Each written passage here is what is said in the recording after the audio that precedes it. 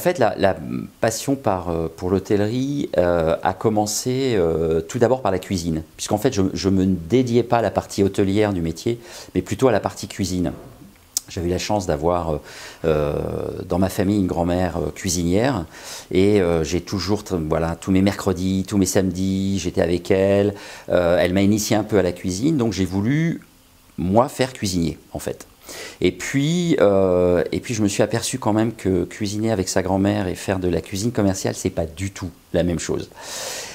Donc je me suis un petit peu interrogé quand je suis rentré à l'école hôtelière, et puis lors de mon premier stage qui s'est passé au Lancaster, j'ai eu la chance de rencontrer en fait un chef de réception extraordinaire qui s'appelle Christopher Graham Wood, qui m'a vraiment là fait voir ce qu'était l'hôtellerie de luxe.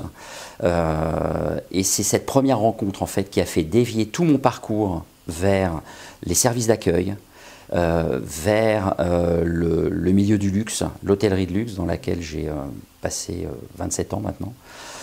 C'est cette rencontre-là qui m'a vraiment, vraiment déterminé et puis qui est, entre autres, après j'ai eu d'autres rencontres, mais ça a été la première qui a été importante dans mon parcours.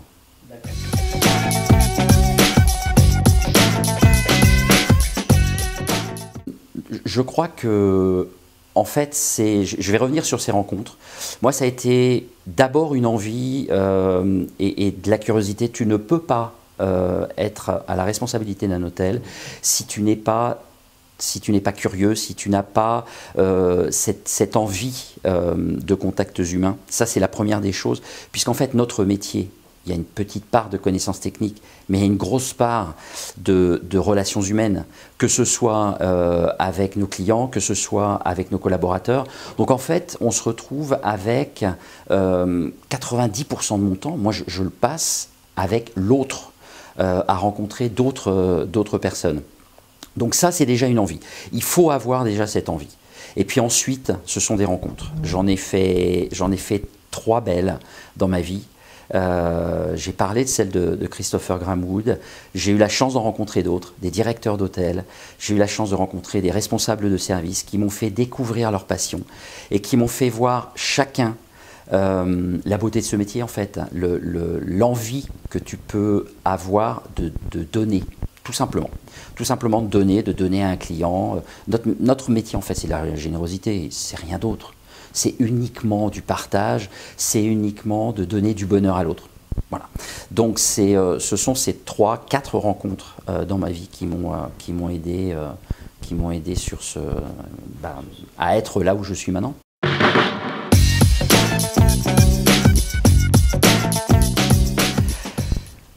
Le Burgundy va être une passerelle en fait entre le 5 étoiles et une catégorie supérieure qui est le Palace, qui est là vraiment qui n'est pas une classification, hein, c'est un award, hein, tu ne te décrètes pas Palace. L'avantage ou l'âme, plus qu'un avantage d'ailleurs, l'âme du Burgundy, c'est justement d'avoir été chercher certains des codes du Palace dans son élégance, dans sa sobriété, dans le sens pointu du service, tout en restant à taille humaine. C'est-à-dire que nous ne sommes pas 450 personnes, on est une équipe de 120 personnes pour 60 chambres. Et notre envie, en fait, et notre force, c'est de connaître nos clients. Il y a au Burgundy une part très très importante de clients réguliers. Client régulier, c'est pour nous quelqu'un qui revient au minimum 2 fois par an. Et il y a 22% à 25% de mémoire de clients qui séjournent au Burgundy et qui reviennent au Burgundy. Pourquoi? Parce qu'ils s'y sentent bien. La taille, la localisation, le service fait que tu as une espèce de bulle ou de bulle vertueuse où le client se sent bien. Et c'est ce qui, à mon avis, fait la force du Burgundy. Ça va être cette générosité que tu retrouves à tous les niveaux.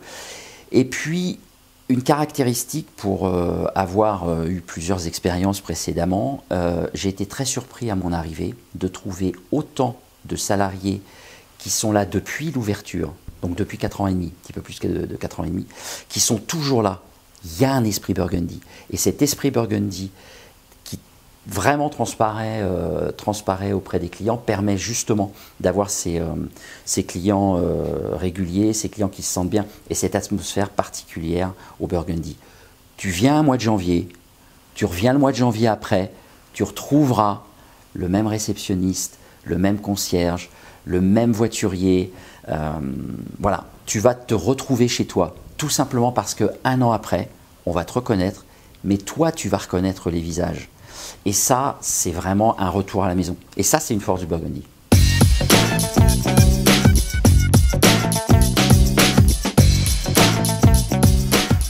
Un héritage, une histoire avec un grand H, et puis des codes.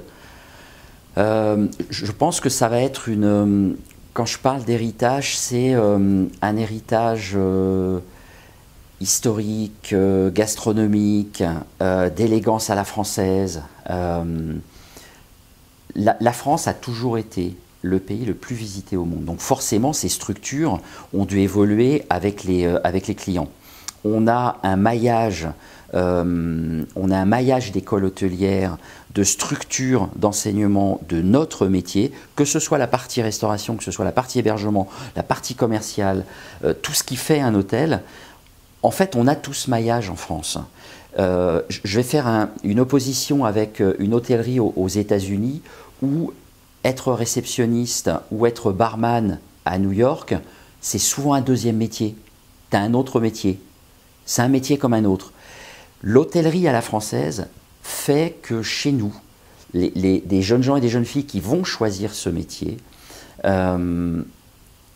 l'auront choisi, seront allés dans une école hôtelière ou dans un circuit de formation, parce qu'il y a beaucoup de formations pour les adultes qui permettent des reclassements dans notre métier, font que tu ne choisis pas ce métier par hasard.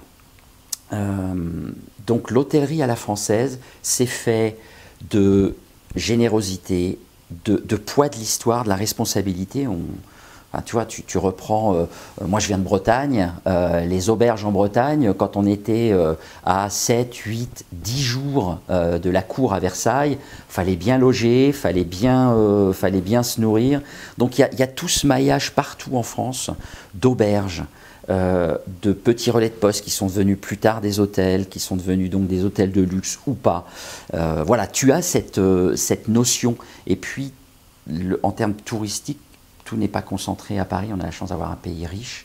Donc on a été un peu obligé de suivre de suivre l'évolution de nos clientèles. L'hôtellerie à la française, pour moi, il y a une vraie notion d'accueil, il y a une générosité, et puis ben, voilà, il y a la gastronomie, parce que ça, tu ne peux pas l'oublier.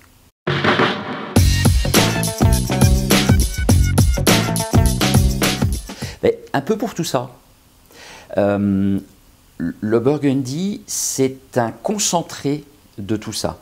Tu vas avoir la partie gastronomique avec le Baudelaire, une étoile Michelin. Tu vas avoir l'élégance que tu vas retrouver dans à la fois le bâtiment lui-même, bâtiment du 18e. Tu vas retrouver également l'élégance des matériaux un petit peu plus contemporains à l'intérieur. Les élégances de comportement, parce que ça c'est important pour nous, d'être à la hauteur du lieu. On est porté par un lieu. Le Burgundy ne serait pas ce qu'il est s'il n'était pas rue Dufaux. S'il était rive gauche, il raconterait une autre histoire. On est dans le cœur de la mode. On est à côté de la rue du Faubourg Saint-Honoré, sur la rue Saint-Honoré, à 2 pas de la place Vendôme. On est sur le quartier de la mode, on est sur le quartier de l'élégance. On reflète le quartier. Donc c'est un petit peu tout ça qui fait que le Burgundy est un des ambassadeurs de l'hôtellerie à la française. Et puis moi j'ai la chance d'être entouré par 120 collaborateurs qui ont choisi ce métier. Il n'y a personne qui est venu ici par hasard. Il n'y a pas quelqu'un qui vient ici pour faire un deuxième métier. C'est son métier. Il l'a choisi. Alors soit il l'a choisi, il est venu former, soit il l'a choisi, il n'était pas formé, et là on va l'épauler.